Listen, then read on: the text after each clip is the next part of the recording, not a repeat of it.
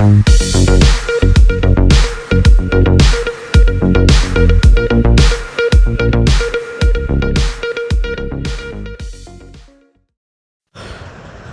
عليكم ورحمة الله وبركاته. النهاردة هركب في الانترا 2016 شاشة 9 بوصة، شاشة 9 بوصة دبل بيز DB 5010. كده احنا بنفك الفريم الانترا 2016. طبعا الفريم متكسر والشاشة مش شغال فيها البكرة والشاشة جايبة أبيض. طبعا الكاسيت ده كان راكب برضو مش بتاعها الأصلي، بس ده اللي كان منزل في الأول. هو الفريم مكسر اهو. طبعا هنحوش الكلام ده كله وهنشغل الكاميرا على الشاشة الجديدة. كده احنا حوشنا الفريم المكسر اهو، وده بقية الفريم المتكسر. دي الشاشة اللي كنا هنركبها في الأول. طبعا الشاشة طلعت 10 بوصة، الانترا مش بينزلها غير 9 بوصة بس. هنركب لها الشاشة DB 5010 دبل بيز. طبعا ده أقوى شاشة في السوق حاليا. شايفين ماتريال الوصلات، وصلات كل حاجة موجودة. الفيش فيديو ان وفيديو اوت، صب، مخادع خلفية اللي هي الشاشات الخلفية، و3 فلاشات مش فلاشتين، 3. أقوى شاشة في السوق. ودي الوصلات الأصلية اهي، هنركب عليها الفيش. الفريم طبعا بتيجي مع الفيش، وادي الفيش اللي بتيجي مع الفريم. هنشوفها مع بعضنا كده، فيش على فيش، مفيش أي سلوك بتتسلخ أو بتتقص، فيش على فيش. ده الضمان 24 شهر لمدة 2 سنين، وده الضمان اللي بتتميز بيه شركة دبل بيز اهو. دي الفيش اللي ركبت اهي، ركبناها فيش على فيش. لازم نجرب الشاشة قبل ما نركب. ده شكل الواجهة بتاعت الشاشة اهي. نجرب التاتش، نجرب الزراير التاتش اللي في الجنب.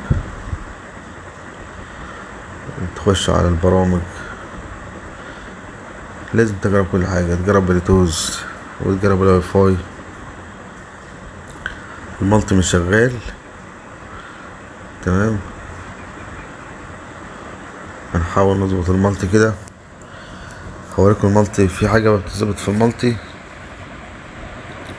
هنشوفها مع بعضنا دلوقتي. هنا في الايقونة دي في المالتي اهو. لا، ما بتظبطش من هنا المالتي. المالتي بتظبط من الضبط اهو. تخش امكانية الوصول، هتجيلك اللي انا دوست عليها دي، دركسيون السيارة. هتعمل بيت تعلم. طبعا عشان انا بصور وفي نفس الوقت شغال، صعبة شوية اهي. كده احنا علينا وعلمت.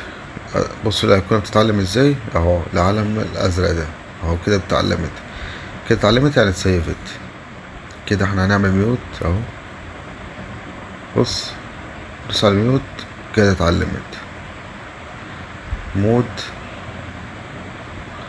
وادي المود تمام. خش اللي بعده، تقدم وترجع بقى.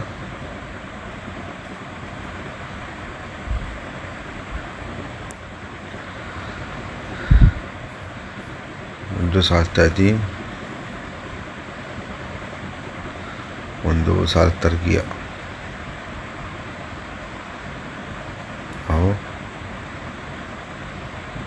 يرجع اهو. بس بعد كده بتدوس على النهاية ترجع يعلي يوطي معاك اهو. معملناش اي حاجة، بس اللي فاهم طبعا بيريح، اللي فاهم في شغله دايما بيريح في اي حاجة.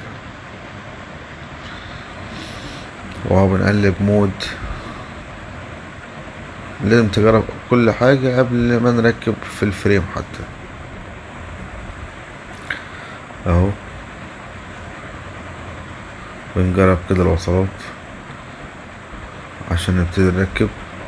3 فلاشات اهم هيخش معانا يطلعوا من الدرج، 3 هيطلعوا هنا يبقوا هنا كده. احنا عندنا الفلاشات وهنركب الشاشة مكانها. طبعا الساعة بتركب في الفريم الجديد. شايفين شكل الشاشة بقى مع الفريم الجديد، وقبل ما نقفل بيتغير شكل الطابلوه اهي. شاشة 9 بوصة دبل بيز 5010 او دي بي 5010، رامات 4 جيجا ومساحة داخلية 64. كده احنا بنربط الفريم بالمسامير.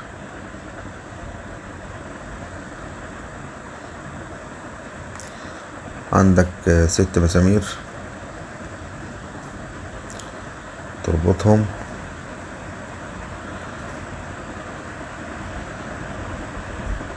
بصوا بقى في حاجة هنلاقي دلوقتي الزراير بتاعت الجنب او التاتش بتاع الجنب في الشاشة بتطفي الكونتاك بينوره. ده ضبط مش عيب في الشاشة، ده ضبط من الشاشة في السيستم بتاع الشاشة. هنجيلها دلوقتي. كده احنا لسه بنربط الشاشة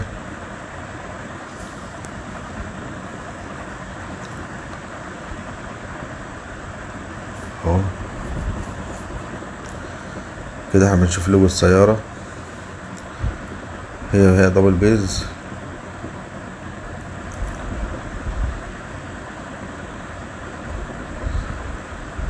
هنشوف اللوجو بيجي منين اهو.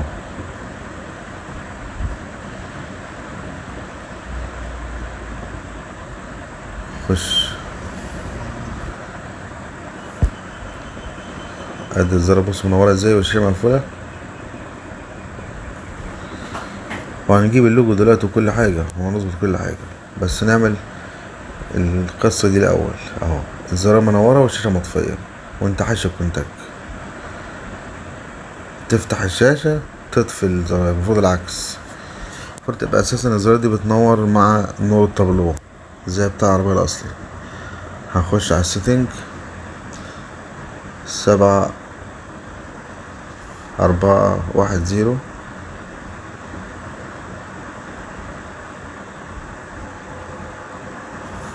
تمام.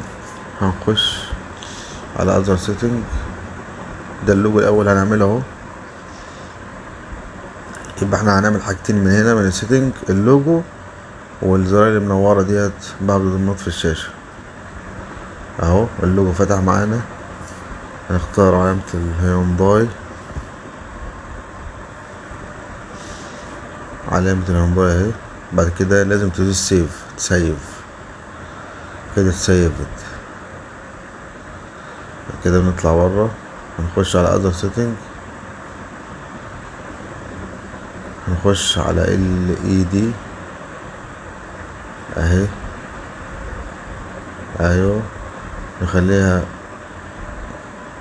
اللي في النص. بعد كده نرجع ونعمل سيف، لازم تسيف ايوه. الشاشة بعد كده هترستر لوحديها اهي، هتقفل لوحدها دلوقتي ترستر. بعد كده هتلاقي اللوجو اشتغل والزرار دي اتطفت وتنور مع النور الصغير. تفتح النور الصغير اللي هو نور التابلو، تنور معاك الزرار كده. اهي، وده اللوجو اهي ظهر اهو مع الهونداي. كده هنقفل، بعد كده نفتح، يظهر اللوجو بتاع العربية اللي هو هونداي، والنور الصغير اهو مع نور التابلو. كده اللوجو مظبوط، والزراير بتنور مع نور التابلو مظبوط. نشغل الشاشة بقى، تظهر علامة الاندرويد.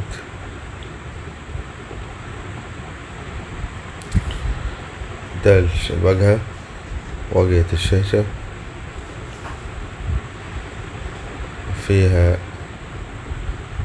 بلوتوث اهو. بعد كده هنجرب الكاميرا، هندوس مارشاليه ونشغل الكاميرا الأصلية اللي كانت في العربية. هي بهتانة شوية بس هنغيرها بعد كده ان شاء الله، شوية قدام ونغيرها. بعد كده هنقفل التابلو اهو. كده الشكل اكتمل، شايفين بقى المنظر والجمال. خلص قفل تجرب بعد كده تقفل. كده احنا هنعمل هوت سبوت من الموبايل اهو. هندي الشاشة نت عن طريق الهوت سبوت. تفتح هوت سبوت الموبايل والداتا، وتخش على الكاسيت، تفتح الواي فاي، هتلاقي زي حكاية الراوتر بالظبط. هتلاقي بس هتلاقي الموبايل ظهر عندك كان راوتر، تخش عليه وتكتب الباسورد. كده هتصل بيه اهو، متصل. نطلع بره ونخش على جوجل بلاي. احنا عملنا جيميل بره الاول على الموبايل، وبعد كده هندخله على الشاشة على طول عشان يبقى اسهل اهو. جاي للتحقق من المعلومات. بعد كده هيديني تسجيل دخول، بس لازم ياخد وقت. طالما الكاسيت الشاشة دوت جديد، بتاخد مثلا بتاع 5 دقايق كده، 10 دقايق، لغاية ما يبتدي اهو. اعطاني الباسورد، قال لي دخل الباسورد. دخل الجيميل الاول على جوجل بلاي. جوجل بلاي هو اللي يفتح معاك كل حاجة اهو. قبل الجيميل والباسورد. طبعا بعد كده بتدوس موافق. كده بقى اسهل، تعمل الجيميل الاول على الموبايل، الجيميل الجديد، بعد كده بتحطه على الشاشة على طول، بدل ما تعمل واحد على الشاشة. بيبقى اصعب شوية، بيطول شوية اهو. كده فتح معانا الجيميل، هندوس موافق.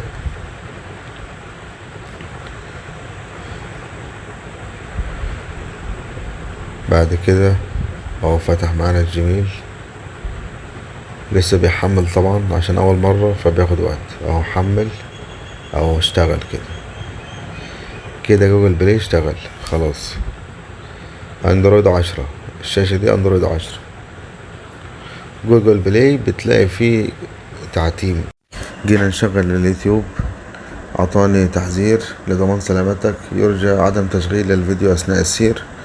هنخش على السيتنج عشان نشغل، حتى عشان الفيديوهات على الفلاشة تشتغل او اليوتيوب لازم نخش على الضبط، نخش على مسجل الفيديو، ونختار اخر ايقونة بتبقى مفتوحة نقفلها بس. بعد كده نخش على اليوتيوب تاني، نطلع برا، نخش على اليوتيوب، هيشتغل معانا اهو.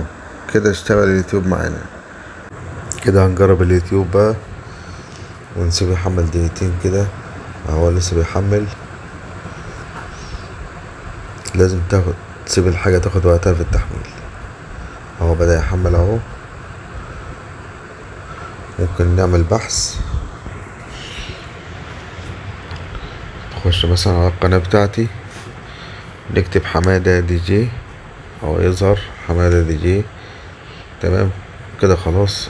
شفنا اليوتيوب كده اشتغل معانا، والجيميل. وده شكل الشاشة النهائي بعد التركيب. كده نجرب الفيديو اهو. الفيديو الصورة ممتازة، 1080 بكسل، حاجة محترمة اهي. ونجرب المالتي، كله اشتغل تمام، والتقديم والترجيع، وعلي توطي براحتك، كل حاجة شغالة مظبوطة. كده احنا وصلنا لنهاية الفيديو. ركبنا النهاردة شاشة 9 بوصة دبل بيز 5010 دي بي 5010 في الانترا 2016. نشوفكم في فيديو جديد ان شاء الله.